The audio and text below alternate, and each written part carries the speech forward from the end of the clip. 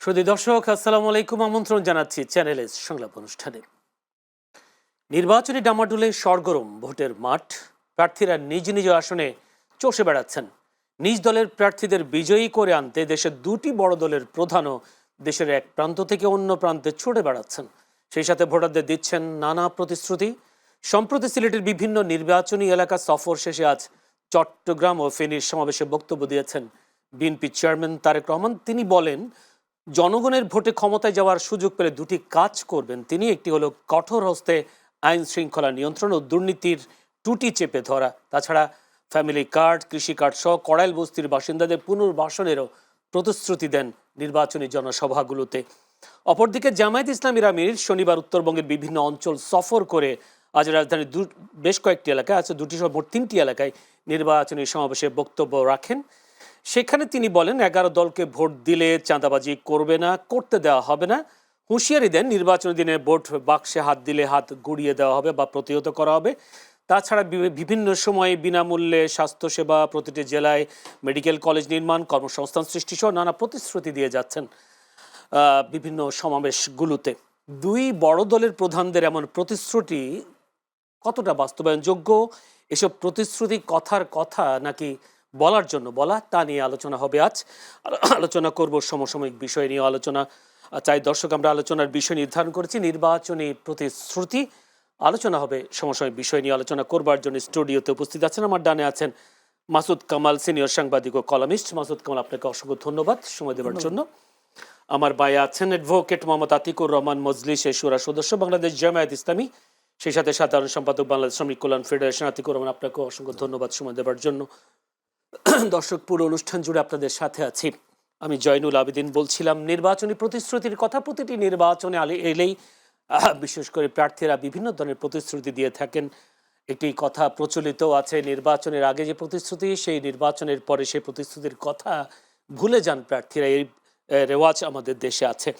এবারে প্রতিশ্রুতিগুলো কতটা বাস্তবায়নযোগ্য হবে সেই বিষয় নিয়ে আলোচনা করবো। আলোচনা হবে সমস্যার বিষয় নিয়ে। আর আমি প্রথমে একটু মাসুদ কামালের কাছে একটু যেতে চাই। যারা মাসুদ কামাল,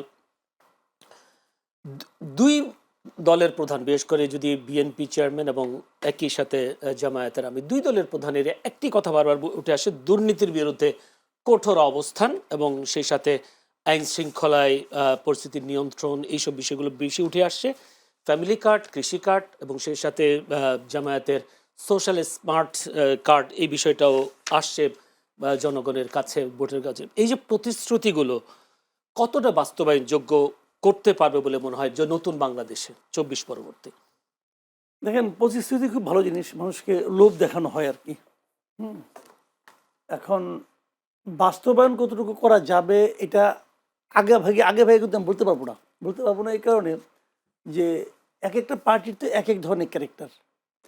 যেমন আমার মনে আছে, আওয়ামী লীগ যখন ক্ষমতায় আসে তারা 10 টাকা সের ধরে চাল খাওয়াবে দিয়েছিল প্রতিশ্রুতি, নিশ্চয়ই কেউ কেউ বিশ্বাসও করেছিল। কিন্তু যখন তারা এটা খাওয়াতে পারলো না, তখন কি কেউ মানে আপনার চাউলের বস্তা নিয়ে দাঁড়াইছে রাস্তায় যে আপনি কেন খাওয়াইতে পারলেন না? কেউ বলে নাই। এটা দেখুন, তেমন বেশি হইচই কিন্তু হয় নাই। এগুলো হয় না কেন? যখন তারা এগুলো দেয় তখনই মানুষ নিজেরা একটা হিসাব করে নেয় যে এগুলি বলার জন্য কিছু আছে, বলার জন্য বলে এমনি বলে। আবার কিছু কিছু আছে তারা সিরিয়াস থাকে, তো তারা প্রায় সিরিয়াস থাকে না, বলে ও বলছে 20 টাকা দিবে, ঠিক আছে আমি 30 টাকা দেবো। যে টাকা আপনাকে দিতেই হবে না সেটা 30 কিলো 300 বললে সমস্যাটা কি, বলে দিলাম। এখন এই ধরনের প্রতিশ্রুতি আমাদের এখানে চলে। আসলে একজন মানে সামান্য একজন মনে করেন দেশের নাগরিক হিসাবে, একজন ভোটার হিসাবে আমিও তো সরকারের কাছে কিছু চাই। আমি খেলে আমার কথাটা বলি, আমি এটা বহুর জায়গায় বলি, সেটা এখনো বলি। আসলে না, এই দেশের মানুষ গভর্নমেন্টের কাছে তেমন কিছু চায় না, তারা খালি একটা জিনিস চায়। তারা বলে, দেখেন ভাই, আমার মাস শেষে বাজারটা আমিই করব, আপনাকে যে আমার বাসায় বাজার দিয়ে আসতে হবে না, আমার জামা কাপড় আমার সংসার আপনাকে চালাইতে হবে না, ওটা আমিই করব, আপনি খেলে আমাকে ডিস্টার্ব করেন না, আর কিচ্ছু না। কিন্তু আমরা চাই সরকার যেন আমাকে ডিস্টার্ব না করে। আনফর্চুনেটলি সরকার আমাদেরকে ডিস্টার্ব করে। আমি একটা এক্সাম্পল দিয়ে বলি আপনাকে। কারওয়ান বাজার থেকে ধরেন, আমি ওখান থেকে আমি জিনিসপত্র কিনলাম, একটা সবজি আমি কিনলাম 80 টাকা কেজি, ঠিক আছে? এই সবজিটা যেখান থেকে আসছে, ধরুন বগুড়ার থেকে আসছে, এটা বগুড়া কিন্তু এটা বিক্রি হয় 40 টাকা কেজি। তো তার সঙ্গে যদি আপনি পরিবহন খরচ ধরেন, তাহলে দাম হতে পারে 45 টাকা কেজি, বড় জোর 50 টাকা কেজি। তো এটা 80 টাকা কেজি হচ্ছে কেন? হচ্ছে এই কারণে মাঝখানে কিছু চাঁদাবাজ আছে, তারা ঘাটে ঘাটে চাঁদা তুলতেছে, রাস্তায় চাঁদা উঠাচ্ছে, এখানে এসে চাঁদা তুলতেছে। এই যে চাঁদাবাজ, এদেরকে নিয়ন্ত্রণ করার দায়িত্ব কার? সরকারের। এদেরকে সরকার নিয়ন্ত্রণ করে না। কেন করে না? কারণ চাঁদার ভাগটা ওনারাও পায়। আমরা তো দেখেছি আগের গভর্নমেন্ট চলে যাওয়ার পরে যে আসাদুজ্জামান খান কামাল, উনি নাকি এই কারওয়ান বাজার থেকে প্রতিদিন নাকি এই 1.5 কোটি না 2 কোটি টাকা পাইতেন। তার মানে কি, উনি চাঁদার ভাগ পাইতেন 1.5 কোটি টাকা, ওনাকে দিত। দেওয়ার পর তো ওরা তুলতো আরো বেশি, ওটা নিজেরা ভাগাভাগি করে নিত। তাহলে ফিগারটা যে কোথায় দাঁড়ায়? কারওয়ান বাজারে, কিন্তু এন্ড পয়েন্টে, যেখান থেকে গ্রাহকরা কিনবে, ওইখানে এই অবস্থা। সারা রাস্তায় কি হতো? তো এই পুরা জায়গাটা কে চাইলে নিয়ন্ত্রণ করতে পারে? সরকার চাইলে পারে। আমি সরকারকে গেলে এটি বলতে চাই যে আমাকে আপনি 40 টাকা সবজি 80 টাকায় কিনতে বাধ্য করেন না। আপনি করতেছেন। আপনি কিভাবে করতেছেন? আপনি কোনো কিছু না করে করতেছেন। মানে আপনি এই দুর্বৃত্তদেরকে থামাচ্ছেন না। আপনি দুর্বৃত্তদেরকে তাদের অপরাধ কর্ম করতে দেওয়ার মাধ্যমে আপনি আমাকে ডিস্টার্ব করতেছেন, যে কারণে আমাকে 40 টাকার জিনিস 80 টাকায় কিনতে হচ্ছে। আমি একটা প্রশ্ন এই করে কাজটা করেন না। জি, জামায়াত যে চাঁদাবাজ মুক্ত বাংলাদেশ গড়বার যে প্রতিশ্রুতি দিচ্ছে, এটা কি কতটা সম্ভব? শুনেন, এটা প্রতিশ্রুতি দেওয়া লাগবে না, এটা সম্ভব। সম্ভব। এটা যে কোনো সরকারের পক্ষে সম্ভব, যদি তারা এটা মিন করে, যদি তারা বলে যে আমি আসলে এটা করতে চাই, সম্ভব। জামাতের পক্ষে সম্ভব, বিএনপির পক্ষে সম্ভব, যে কারোর পক্ষে সম্ভব। সমস্যাটা হলো কি, এরা তো যেটা বলে সেটা করে না। বলে যেটা কেউ করে না। তো এই জায়গাটাতে আমাদের সন্দেহটা থেকে যায়। আমি আসবো আপনার কাছে, জনাব আতিকুর রহমান। আপনাদের দলের পক্ষ থেকে বিভিন্ন প্রতিশ্রুতি দেওয়া হয়েছে, সেই মধ্যে তার মধ্যে কিছুদিন আগেও মনে পলিসি সামিট একটা প্রতিশ্রুতি ছিল, সেখানে 64 বছরের ঊর্ধ্বে এবং 5 বছরের নিচে শিশুদের বিনামূল্যে চিকিৎসা সেবা প্রদান করা হবে, এই বিষয়টা উঠে আসে। কিন্তু আমার প্রশ্নটা হলো, যে মেডিকেল কলেজগুলো আছে, সরকারি মেডিকেল, সেখানে তো আসলে বিনামূল্যেই চিকিৎসা হয়। আপনারা আবার এই কি ধরনের বিনামূল্যে চিকিৎসা সেবা দেবেন? সেটা কি, আর যদি দেন 64 বছরের ঊর্ধ্বে ওদের দিবেন, আর 5 বছর নিচে শিশুদের মাঝখানে যারা আছেন তারা কি দোষ করেছে? জি, ধন্যবাদ আপনাকে, ধন্যবাদ আমাদের সহ আলোচক এবং যারা দেশবাসী শুনছেন সবাইকে আমাদের শুভেচ্ছা এবং সালাম জানাচ্ছি। দেখুন, আপনি একটা ভালো বিষয় উপস্থাপন করেছেন। জামাত ইসলামের এই যে সামিটটা হলো, এটা মনে হয় বাংলাদেশের ইতিহাসে প্রথমবারের মতো কোনো রাজনৈতিক দল তারা ক্ষমতায় আসলে তারা কিভাবে রাষ্ট্র পরিচালনা করবেন তারা সেই পলিসিগুলো উপস্থাপন করেছেন। যদি আপনাকে বলি, এই পলিসি সামিটের প্রস্তুতি বহু আগ থেকে হয়েছে এবং প্রায় 30টি দেশ থেকে যারা জামাত ইসলামী একসময় করেছেন, ছাত্র শিবির করেছেন, এখনও করছেন, এবং যারা বিভিন্ন জায়গায় খুব ভালো অবস্থানে আছেন, বিশ্ববিদ্যালয়ের টিচার আছেন, গবেষক আছেন, এই সবাইকে নিয়ে এসে বিভিন্ন দেশের রাষ্ট্র পরিচালনার দিকগুলোকে সামনে রেখে বাংলাদেশের বাস্তবতাকে আমরা বিবেচনায় নিয়ে মূলত এই পলিসিগুলো আমরা করেছি। দেখুন, বাংলাদেশের স্বাস্থ্য খাতের দুরবস্থাটা কেন আমরা সবাই জানি। বাংলাদেশের যারা রাজনীতিবিদ, আমি তো আমার কথা বলি, তারা কি করেন, অসুস্থ হলেই তারা দেশের বাইরে চলে যান, সিঙ্গাপুরে যান, লন্ডনে যান, কিংবা আরও ভালো তারা চায়না চলে যান। যার জন্য বাংলাদেশের স্বাস্থ্য খাত কিংবা মানুষের সেবার যে দিকটাকে উন্নত করা দরকার ছিল সেটা কেউ কিন্তু মনোযোগী দেননি। বা আমাদের স্বাস্থ্য খাতে যথেষ্ট বরাদ্দ, কিন্তু সেখানে অনেক কম বরাদ্দ। যেটা জামাতে এবার বলেছে তারা জিডিপি তারা 7 থেকে 8% তারা সেখানে বরাদ্দ করবে। দেখুন, মানুষের অসহায়ত্ব দুই অবস্থা হয়, 1 থেকে 5, 0 থেকে 5 পর্যন্ত সে খুবই অসহায়, অন্য নির্ভরশীল থাকেন। আবার 64-এর পরে মানুষ আরও অসহায় হয়ে যান।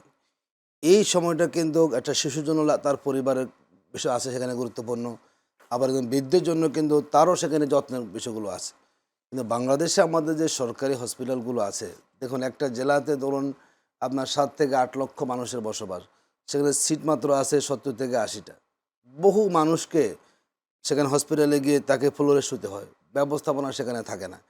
আমাদের যা যতটুকু আছে, ডাক্তার বলেন, নার্স বলেন, কিংবা আমাদের এইগুলোর কিন্তু যে আন্তরিক সেবা দেওয়াটার কথা বাংলাদেশের মানুষকে, সেই সেবা কিন্তু সেখানে পাচ্ছে না। জামাত ইসলামের আমরা সকল মানুষকে আমরা সেবা দেব, বিশেষ করে যে দুই শ্রেণীর মানে সেবাটা বেশি প্রয়োজন, যিনি অন্যের উপরে নির্ভরশীল, যদি তার ব্যাপারে আলাদা করে গুরুত্ব দেওয়া হয়, আশা করি মানুষগুলোর স্বাস্থ্য ঝুঁকিতে থাকবে না, তারা সেবা ভালো পাবেন। এবং আমরা মনে করি যে এটা অত্যন্ত বর্তমান সরকার মেডিকেল কলেজগুলোতে দিবেন, তাই তো, নাকি না, আলাদা কোনো মেডিকেল কলেজ আমরা করবেন? জামাত ইসলামী বলে যদি আমরা সুযোগ পাই সব জেলাতে ভালো মানের হসপিটাল আমরা করব, এবং ওই জেলার মানুষের চাহিদার আলোকে সেখানে হসপিটালের বেড সংখ্যা বাড়বে, ডাক্তার সেখানে বাড়বে, উপকরণ সেখানে বাড়বে, এবং যাতে করে মানুষের এই চিকিৎসা সেবাটা দৌড়গোড়ায় পৌঁছানো আস্থা মানুষ পায়, সেই জায়গাটাকে আমরা ইনশিওর করার জন্য চেষ্টা করব। জি, ধন্যবাদ আপনাকে। আমি একটা ক্লিয়ার প্রশ্ন একটা করি, সেটা হচ্ছে এই যে 20 তারিখ সম্ভবত মনোনয়ন প্রত্যাহারের দিন পার হয়ে গেছে, সেখানে দেখা গেছে 4টি আসনে, যারা আপনারা 30টি আসন এনসিপিকে ছেড়েছেন, সেখান থেকে 4টি আসনে মনোনয়ন প্রত্যাহার করতে পারেনি জামায়াতের প্রার্থীরা, এবং তারা বলা হচ্ছে সমর্থকরা তাদেরকে ঘিরে রেখেছেন, সেই জন্য তারা পারেনি, নাকি ইচ্ছে করে করেনি, কিংবা জামায়াতের মধ্যে সেই আনুগত্যর বিষয়টা কমে আসছে, দল যত বড় হয় আমরা দেখেছি বিদ্রোহী প্রার্থী হয়, আপনারাও কি সে পথে হাঁটছেন কিনা? দেখুন, এই ঘটনাকে ব্যতিক্রম বলতে হবে। জামাত ইসলামী তো 5ই আগস্টের পরবর্তী সময়ে বলা যায় সব আসনে কিন্তু কাজ করেছে। আমি একটা আসনে ফাটতেছিলাম, কিন্তু আমি সেটা জোটকে ছেড়ে দিতে হয়েছে। তো স্বাভাবিকভাবে আসলে যারা ময়দানে কাজ করে তারা একটা সমর্থক গোষ্ঠী তৈরি হয়ে যায়, তিনি অনেক পরিশ্রম করেন। এই সংখ্যাটা খুব বেশি না। ইতিমধ্যে কিছু জায়গায় আমরা সংবাদ সম্মেলনকে বলে দিয়েছি এখানে আমরা প্রার্থী থাকবে না, সম্ভবত 2 থেকে 3 জায়গাতে। আশা করি এটাও আস্তে আস্তে সমাধান হয়ে যাবে। জামাত ইসলামী যে নির্দেশনা, এটিকে সবাইকে মানতে হয়, এবং সেটা আমরা মেনেই আমরা এই সংগঠনটা আমরা সেখানে করেছি। কিছু ব্যতিক্রমী ঘটনা আর তো কোথাও নাই। দেখুন, আমরা বিএনপি দেখি পাই সম্ভবত 51 পর্যন্ত তাদের বিদ্রোহী প্রার্থী আছে। এই 3-4 বিএনপি তো অনেক জায়গাতে বড় দল, তারা তো বলে যে তাদের অনেক না, বিদ্রোহী বড় প্রার্থী দল হলে তো থাকতেই পারে। তাদের আরো ভালো শৃঙ্খলা লাগবে। মানে শৃঙ্খলাবিহীন কেউ বড় দল হতে পারে। বড়ত্বের হলো আপনাকে একটা ডিসিপ্লিন আপনাকে আসতে হবে। জামাত ইসলামী আমরা চেষ্টা করে যাচ্ছি, আশা করি অসুবিধা হবে, ভোটের মোটে প্রভাব পড়বে। বিএনপিও এখন এক্সাম্পল দিতে পারে কিনা জামায়াতকে? আপনারা তো রেজিমেন্টেড যে একটা দল বলা হয়, সেখানেও তো বিদ্রোহীরা আপনি আছে। একজন, আমরা মানুষের সংগঠন, তো এটা তো কোনো ফেরেশতাদের সংগঠন না। মানুষ অনেকে নানা ধরনের মত থাকতে পারে, কিন্তু দিন শেষে জামাত ইসলামীটাকে আমরা নিয়ন্ত্রণ করতে পারবো, এবং আমাদের সংগঠনের সিদ্ধান্তের বাহিরে একজন নেতাও তার বাইরে যাওয়ার সুযোগ নাই। হয়তো 2-1 দিনের মধ্যে জিনিসগুলো সমাধান হয়ে আশা করি যে আমাদের সমঝোতা তার ভিত্তিতে ইলেকশন সেখানে হয়ে যাবে। ধন্যবাদ জনাব মাসুদ কামাল।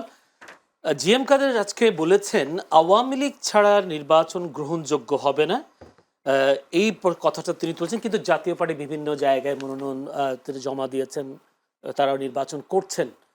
তাহলে গ্রহণযোগ্য নির্বাচনই যখন হবে না, তারা কেন নির্বাচনে অংশগ্রহণ করছে? এক, দ্বিতীয় কথা হলো তারা এই নির্বাচনে কতটা আসন পাবে, যেহেতু আওয়ামী লীগ ভোটে অংশ নিচ্ছে না, সেই ভোটগুলো কি জাতীয় পার্টির পাল্লা ভারী করবে কিনা?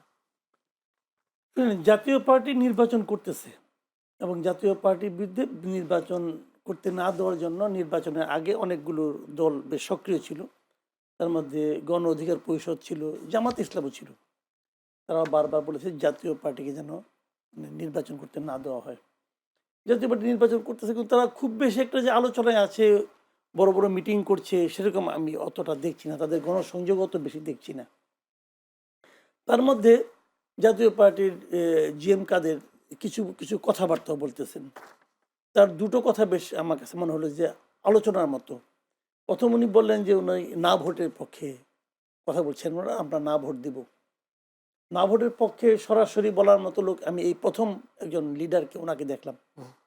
অনেকেই বলছেন যে বিএনপির সরকারের পক্ষ থেকেও বলছে অনেকে না ভোট সরাসরি তা বলেন। জয়নুল আবেদিন ফারুকের একটা তথ্য দেখলাম, সেটা যাক, আমি সেটা দেখি। মেজর হাফিজও বলছেন, হ্যাঁ, মেজর হাফিজের জন্য বলছেন না ভোট কেন, গণভোট কেন। দেখেন, না ভোটের জন্য প্রচারণার কথাটা আমি আমি প্রশ্নটা ওনার মুখে আসবো শুনছি পরে। আর কি।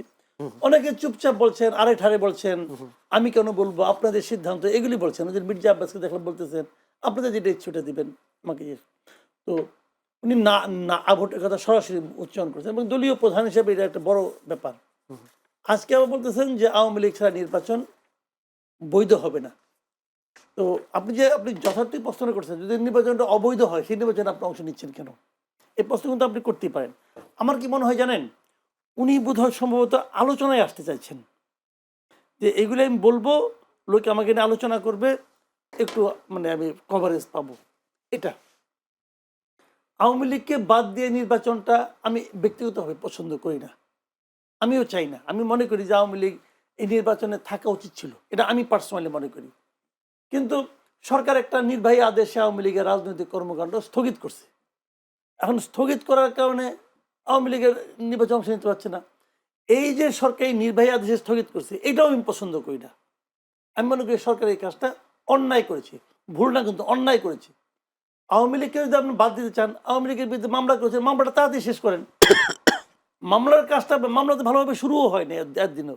এখন একদিনে শুরুটা হলে আপনি তো নির্বাহী আদেশে কোনো পলিটিক্যাল পার্টির কার্যক্রম স্থগিত করা বা পলিটিক্যাল পার্টিকে নিষিদ্ধ করা, এটা আমি মনে করি একটা কালো আইন, যেটা জামাতকে করা হয়েছিল অগাস্টের 3 তারিখে 24-এর। ঠিক হয় না কাজটা, আমি ওই দিনই বলছি, কিন্তু ওই দিনই আমি বলছিলাম এটা ঠিক হচ্ছে না। এমনকি আমি বলি, আমি কোনো রাজনৈতিক দল নিষিদ্ধের পক্ষে না। হিজবুত তাহরিরকে নিষিদ্ধ করছে না, আমি এটারও পক্ষে না। এখন পক্ষে না তার মানে কি আমি হিজবুত তাহরির করবো না? আমি আইন অমান্য করতে চাচ্ছি না। এখন আমি এটার পক্ষে না, পছন্দ করি না, সমালোচনা করি, সবই ঠিক আছে।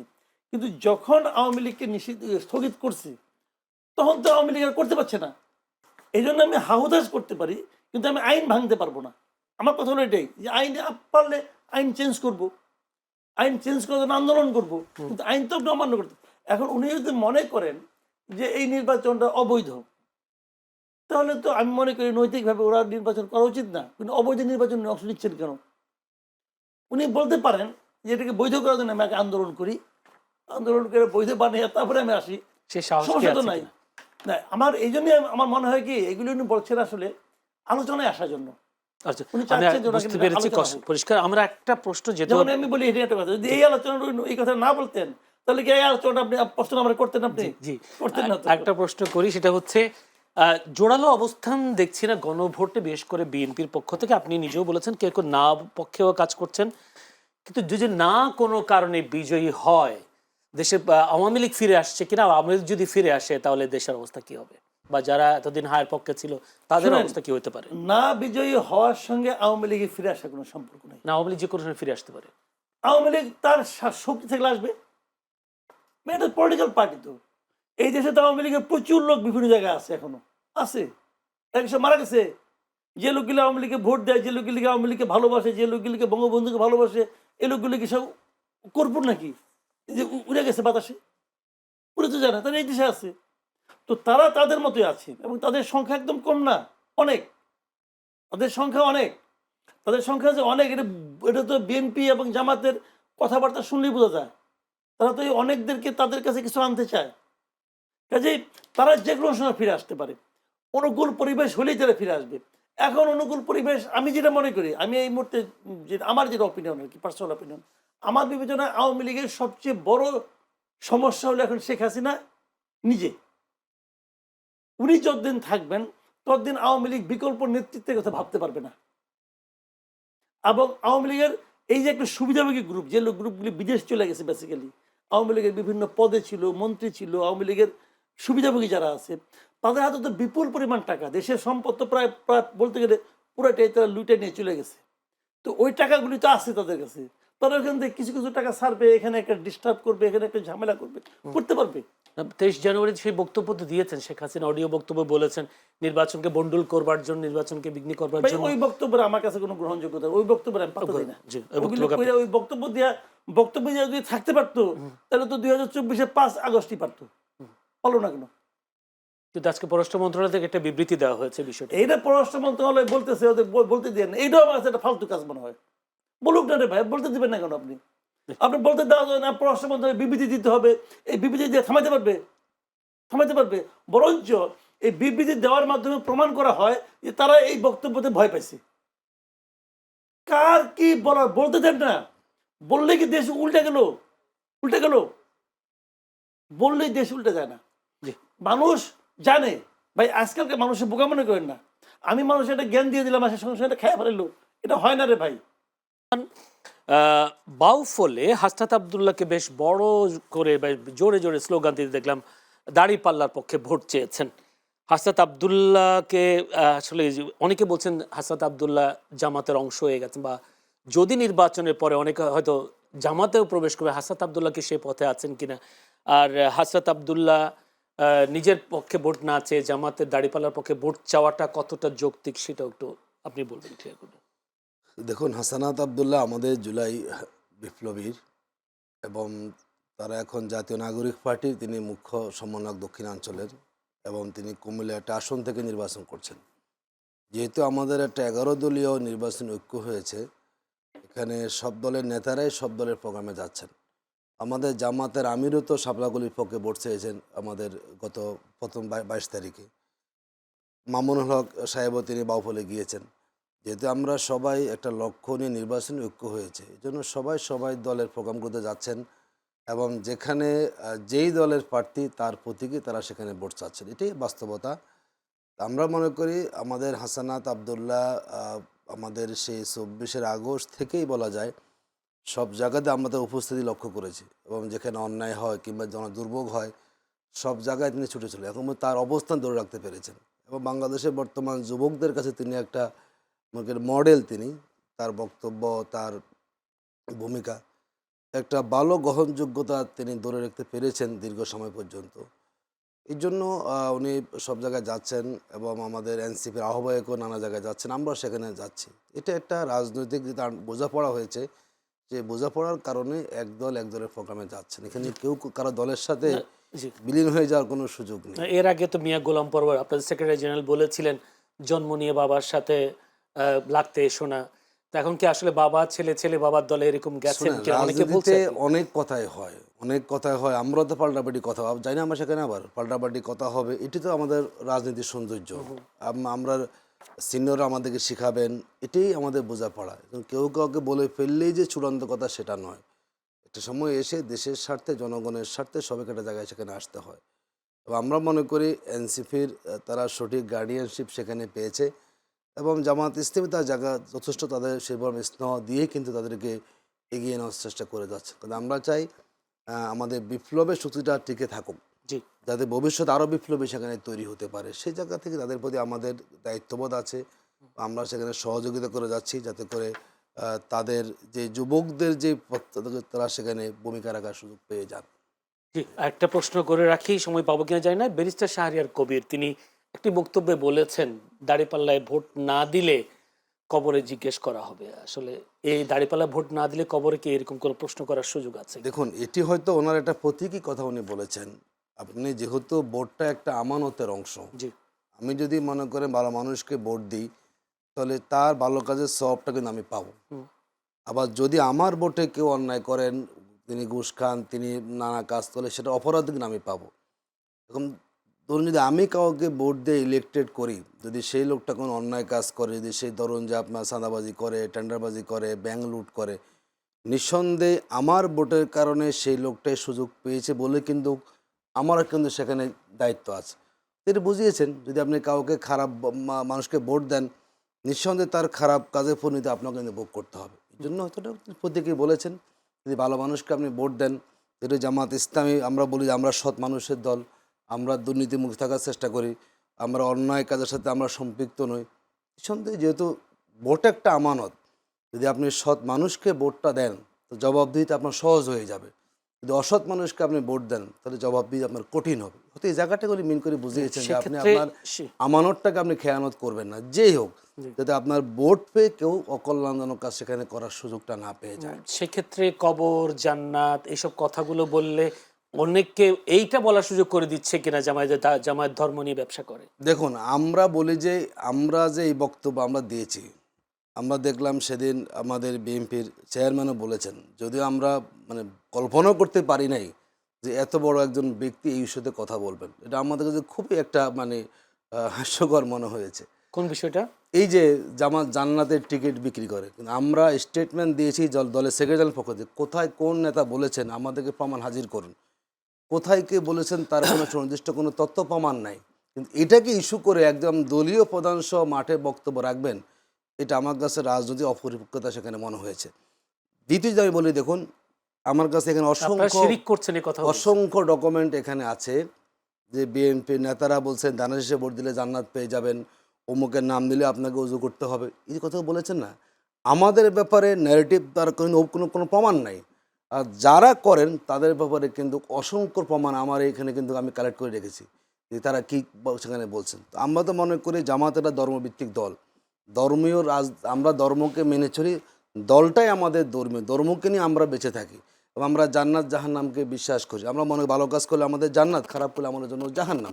তো আমরা তো ধর্ম নিয়ে আমরা আছি, কিন্তু যাদের ব্যক্তি জীবনে ধর্ম নাই, যারা হালাল হারামকে মেনে চলেন না, যারা সুদ ঘুষ খাওয়াকে খুব বেশি অন্যায় কাজ মনে করেন না, যারা দুর্নীতিকে জায়েজ মনে করে দুর্নীতি করেন, তাদের জন্য তো ধর্মীয় ব্যবহার করা উচিত না। তারা কেন কথাগুলো বলবেন?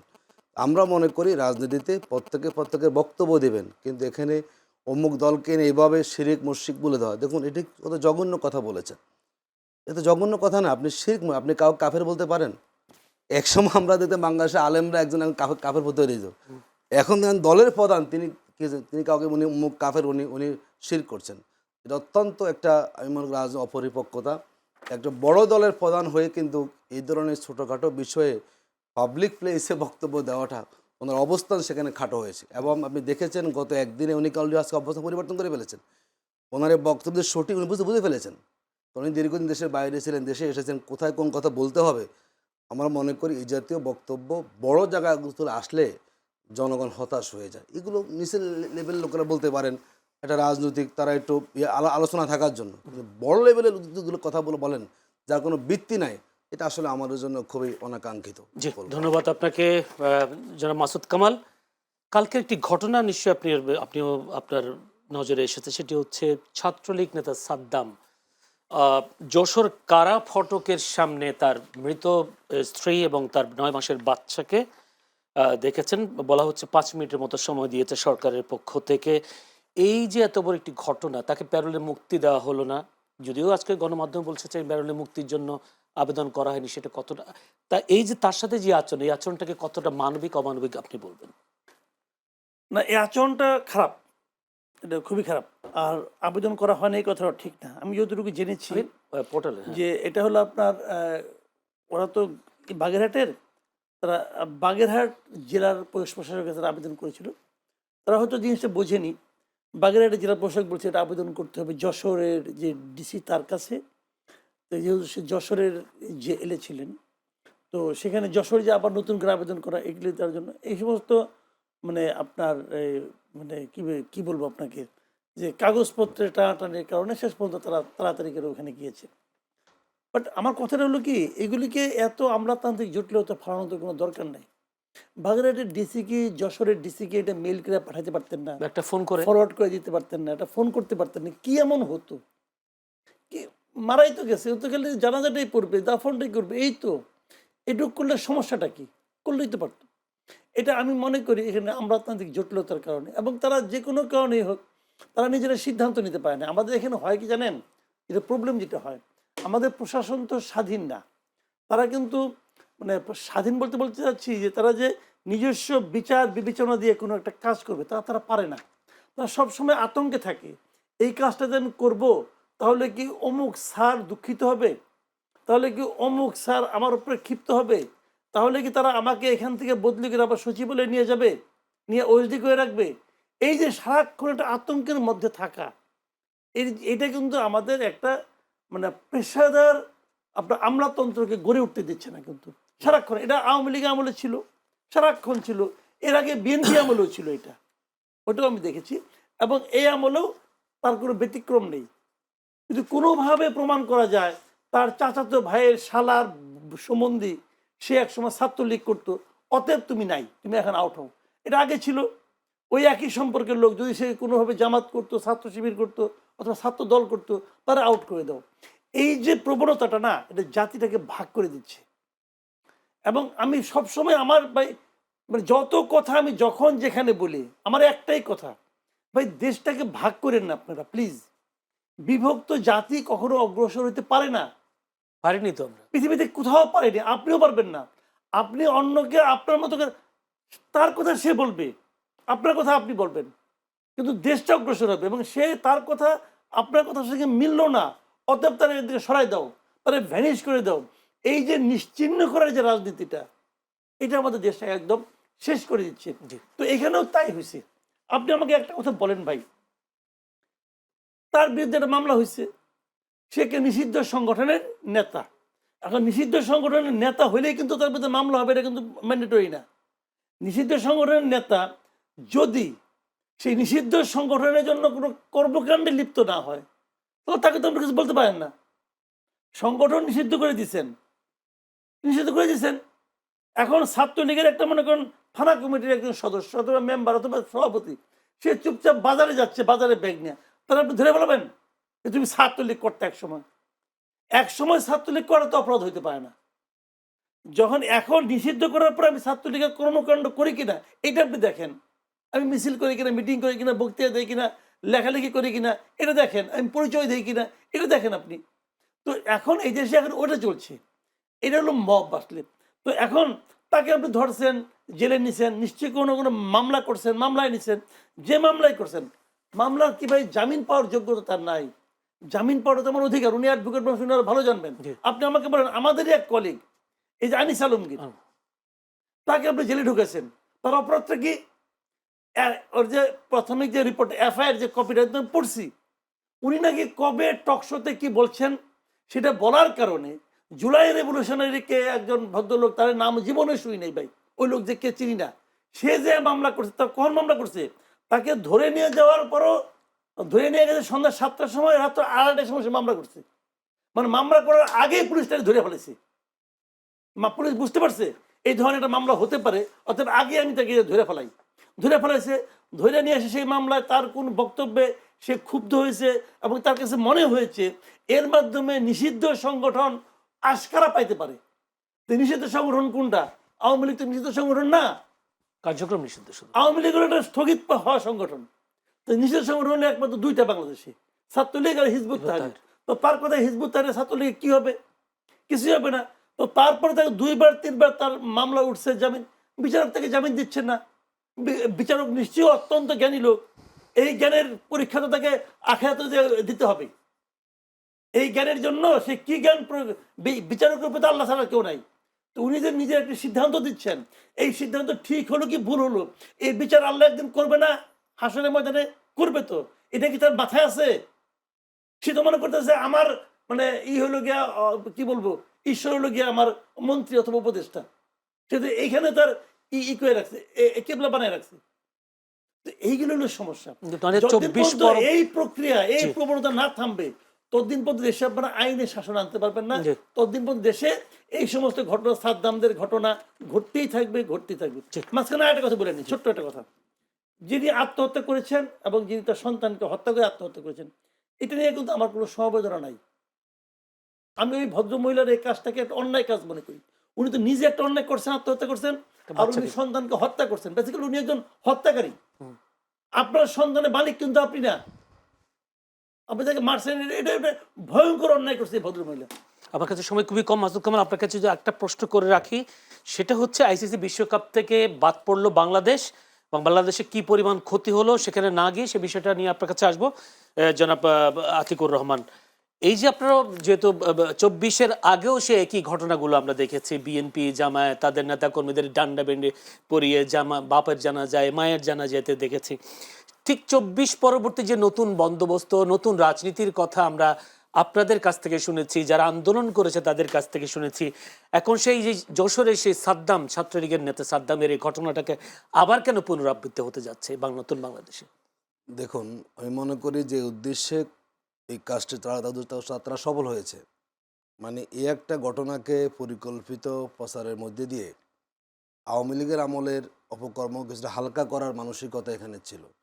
আমরা দেখলাম যে যশোর জেলা কারাগারে দেখলাম যে তারা আবেদনই করেননি। এখন যদি আপনি আবেদন না করেন, না করে যদি আপনি গিয়ে, এটা তো আমার কাছে মনে ভাই তো বলছে যে আমরা তার জটিল সরকার, এটা শুনে এই যদি আপনি বলেন, আমাদের বহু নেতাকর্মী কাজ সুযোগটা পায়নি। এমন হয়েছে আমরা 3 দিন ঘুরেছি একটা মানে ফেরালে মুক্তির জন্য, সেটা পাইনি। ওনারা সেই প্রক্রিয়া অবলম্বন করেন না কিংবা করার প্রয়োজন মনে করেন না বলে আবার উল্টো এসে একটা সিম্পিতি পাওয়ার চেষ্টা করাটা কিন্তু সঠিক নয়। দেখুন, আমরা যেটা দেখি বিগত সময়ে, যেন আমি যখন অ্যারেস্ট হয়েছি 13 সালে, মনে আছে আমার, যারা আমার সাথে অ্যারেস্ট হয়েছেন প্রায় 30 জন একসাথে। আমার একটা ছোট ভাইকে পুলিশ থানার ভিতরে টেবিলের সোজা 2 হাত ভেঙে দিয়েছে মুসরাই। ডিবি অফিসে আমার হাত ভাঙার চেষ্টা করা হয়েছিল। তখন তো দেখি নাই কোনো এরকম সবাই সিম্পিতি অর্জন করার। আমার কাছে মনে হচ্ছে আওয়ামী লীগের অপকর্মগুলোকে একটু সহজীকরণ করার জন্য একটা ঘটনাকে, খুব সিম্পল ঘটনা, তারা যেখানে কোনো অনুমতি চাননি সেটাকে বড় করে দেখিয়ে দিয়ে ওটাকে হালকা করার চেষ্টা করা হচ্ছে। আমার কাছে আমি মনে একটা প্রশ্ন ছোট করে বলি, আপনারা নির্যাতিত হয়েছেন ওই সময়, তাই বলে এখন এই নির্যাতনকে না, আপনি সাপোর্ট করেন না, কিনা? ওনারা তো অনুমতিই চাননি। তাহলে এক কথা, যদি অনুমতি চাননি, না ফলে তখন বিরোধিতা করতাম। তো অনুমতি না চেয়ে যে আপনি সরকারকে দায়ী কর, এটা কিন্তু কখনো সমীচীন না। অনুমতি চাওয়া হয়নি, চাইলে হয়তো কোনো যে জেল কোর্টের নিয়ম আছে এটা, আপনি ফেরলে মুক্তি পাওয়ার সুযোগ সেখানে থাকে। হয়তো তারা ভাবছে তাদের পারে সে হলো মানে নিষিদ্ধ সংগঠনের নেতা, আবার জেলখানায় আছেন, তারা হয়তো আশঙ্কা করে অনুমতি পাবেন না, এই ধারণা করে তারা সে কাজটা করেছে। আমার কাছে মনে হয় জেল কোর্টের যে বিধান আছে, যদি প্রপারলি আবেদন করা হতো, এটা জেল কোর্ট তাকে অনুমতি দিতেন। তারা সেটা গ্রহণ না করে একটা সিম্পিতি পাওয়ার জন্য, এবং দেশে একটা দেখলাম ব্যাপক একটা প্রচার হয়েছে, তার মানে একটা উদ্দেশ্য নিয়ে কিন্তু কাজটা সেখানে করা হয়েছে। জি জি, ধন্যবাদ। আমার কাছে সময় বেশি নেই। মাসুদ কামাল, যদি একটু ছোট্ট করে যে উত্তর দেন, আওয়ামী লীগের যে নৃশংসতা সেটাকে হালকা করার জন্য এই বিষয়টা, ঘটনাটা ঘটেছে, এই প্রশ্নে যদি উত্তর দিতে চান। আর দ্বিতীয় প্রশ্ন হলো, বাংলাদেশ বিশ্বকাপে খেলতে না গিয়ে, অর্থাৎ ইন্ডিয়াতে খেলতে না গিয়ে কি পরিমাণ ক্ষতির সম্মুখীন হয়েছে, আবার বাংলাদেশের সিদ্ধান্তকে আচ্ছা, আমি বলি কতটা আপনাকে, যৌক্তিক মনে প্রথমত করেন? হলো এটাকে ওটাকে হালকা করার জন্য করেছে, এটা আমি মনে করি না। আতিক ভাই সঙ্গে আমি একমত না। তারা আবেদন করেছিল, বাগেরহাটে, বাগেরহাট জেলা প্রশাসকের কাছে। তারা জানতো না যে মানে জেলখানা যেখানে, সেই জেলায় করতে হবে। তারা তো এটা মানে পদ্ধতিগত একটা ভুল নিশ্চয়ই তারা করেছিল, কিন্তু এই পদ্ধতিগত ভুল এমন বড় ভুল না এটাকে সমাধান করা যাবে না। আমি তো ওই প্রথমেই বললাম, বাগেরহাটের ডিসি তখন বললেই পারতেন তোমরা ওখানে যাও, আমি বলে দিচ্ছি, বললেই হতো, এটা কোনো সমস্যা নাই। কাজে এটা আমি মনে করি না এটার মধ্যে কোনো প্রি প্ল্যান্ড ওইতে তারা এই কাজটা করেছে এটা করার জন্য। I don't think so. কারণ ওখানে আওয়ামী লীগের কোনো লিডাররা কাজ করে নাই, ওরা আত্মীয় স্বজনরা করছে। কাজেই এখানে আমি রাজনীতি খুঁজবো না, রাজনীতি খোঁজার কোনো প্রয়োজন নেই। এটা মানে বিশ্বকাপের আমি বলি বিষয়টা। এটা কাজটা ভালো হয়নি। আর ক্রিকেটে যেটা, এটা অনেকেই এখন কিন্তু ক্ষতি খুঁজতেছে, কত কোটি টাকা, 100 কোটি টাকা না, কেউ বলছে 25 কোটি 500 টাকা না, কোটি 30 টাকা। কোটি টাকা, অমুক তো। আমি এটা এভাবে দেখি না, আমি মনে করি কি, আমি বলি আপনাকে, তারা যেদিন মুস্তাফিজকে পাঠাই দিল দেশে, তারা কিন্তু মুস্তাফিজকে অপমান করে নাই, আমাদের পুরো জাতিকে অপমান করছে। ভাই এটা কিন্তু ক্রিকেট না, এর পেছনে কিন্তু একটা পলিটিক্স আছে। ইন্ডিয়ার দুটা পলিটিক্স এখানে, একটা হলো গিয়া অভ্যন্তরীণ পলিটিক্স ছিল। অভ্যন্তরীণ পলিটিক্সটা কথা জানেন, মুস্তাফিজ ছিল KKR-এর প্লেয়ার, পশ্চিমবঙ্গের ইলেকশন এই বছর। ওইখানে পশ্চিমবঙ্গের জনগণকে বোঝানো দরকার যে মুসলমান মানেই জঙ্গি। এই কথাটা বলার মাধ্যমে তারা এই মুস্তাফিজ যদি গুজরাটের প্লেয়ার হইতো তাহলে তারা পাঠাচ্ছে বলে আমি মনে করি না। এখানে একটা লোকাল পলিটিক্স আছে, বিজেপির পলিটিক্স। বিজেপিতে ভারত একটা সেকুলার রাষ্ট্র থেকে দাবি করে, কিন্তু ভারত এখন আর সেকুলার রাষ্ট্র নাই রে ভাই, এটা কয়ে লাভ নাই। বিজেপির যে পলিসি সেটি এখন ভারতের পলিসি, বিজেপি সেকুলার পার্টি না। এটা হলো একটা জিনিস। আর দ্বিতীয় জিনিস হলো, বাংলাদেশ যে সিদ্ধান্তটা নিচ্ছে, বাংলাদেশ দুটো সিদ্ধান্ত নিচ্ছে। এক হলো IPL ফর্ম প্রচার বন্ধ, এটা একদম 100% ঠিক আছে, আমি এটার পক্ষে। আপনি আমাকে অপমান করবেন, আপনি বিরাট বড় লোক, আমি একটা ক্ষুদ্র মানুষ, আপনি অপমান করবেন, আমি একটু রাগও করতে পারবো না? কি পাইছেন ভাই আপনি আমারে? তো এটা হবে না, এটা বাংলাদেশ গভর্নমেন্ট যেটা ঠিক করছে। পরের যে পার্টটা, যে বিশ্বকাপে না খেলার সিদ্ধান্ত, এই পার্টটা আংশিক ঠিক আছে। আমি আংশিক ঠিকটা বলি, এটা করতে যাওয়ার আগে বাংলাদেশের একটু ক্রিকেট ডিপ্লোমেসি যেটা আছে সেটা একটু করে নেওয়া উচিত ছিল। একটু হোমওয়ার্ক করে তারপর তারা কাজটা করতে পারতো। সে সঙ্গে সঙ্গে ইনস্ট্যান্ট সিদ্ধান্ত, খেলবো না, এই খেলবো না বলা তো আরও 5টা দিন সময় ছিল, আরও 10টা দিন সময় ছিল। এই ক্রিকেট ডিপ্লোমেসি করতে করতে করতে ফেব্রুয়ারির 7 তারিখে খেলা, সে তো ভাই আরও 7-8 দিন পরেও করতে পারতো। তাৎক্ষণিক করে বাহাদুরি করতে গেছে, করে ডিপ্লোমেসিতে হারিয়ে গেছে। তা না হলে আপনি তো কাউকে আপনার পক্ষে আনতে পারলেন না। ICC-র হ্যাঁ, বোর্ডের মধ্যে সবাই তো আপনার বিপক্ষে। এক পাকিস্তান আপনার পক্ষে, আর পাকিস্তান তো আবার খেলতেছে। যে আপনার পক্ষে সে তো খেলা ছাড়ে নাই, তা আপনি তো ছাড়লেন। তো এখানে ক্রিকেট ডিপ্লোমেসিতে বাংলাদেশ পিছিয়ে গেছে, ভুল করছে, এই জন্য তাদের দায়ী করা যাবে। কিন্তু আলটিমেট যে ডিসিশন যেটা, যে আমি এটা আমার জন্য অসম্মানজনক মনে করি, আমি এটার পক্ষে। জি, ধন্যবাদ, অসংখ্য ধন্যবাদ। দর্শক, আপনাদের অনেক ধন্যবাদ জানাচ্ছি। দর্শক, আপনারা এতক্ষণ ধরে আমাদের আলোচনা শুনেছেন, দেখেছেন। আর আজকে যারা আলোচনা করেছেন তারা হলেন মাসুদ কামাল, সিনিয়র সাংবাদিক ও কলামিস্ট, অ্যাডভোকেট মোহাম্মদ আতিকুর রহমান, মজলিস শুরা সদস্য, বাংলাদেশ জামায়াত ইসলামী, সাধারণ সম্পাদক, বাংলাদেশ শ্রমিক কল্যাণ ফেডারেশন। দুজনকে প্রাণঢালা অভিনন্দন, শুভেচ্ছা আজকের এই অনুষ্ঠানের সময় দেবার জন্য। দর্শক, আপনাদেরকে অভিনন্দন, শুভেচ্ছা জানাচ্ছি। সেই সাথে আগামীকাল আমাদের চ্যানেল এর বর্ষপূর্তি অনুষ্ঠান, বর্ষপূর্তির শুভেচ্ছা জানাচ্ছি এবং সেই শুভেচ্ছা জানিয়ে আজকের মতো এখানেই শেষ করতে চাই চ্যানেল সংলাপ অনুষ্ঠান। ভালো থাকবেন সবাই।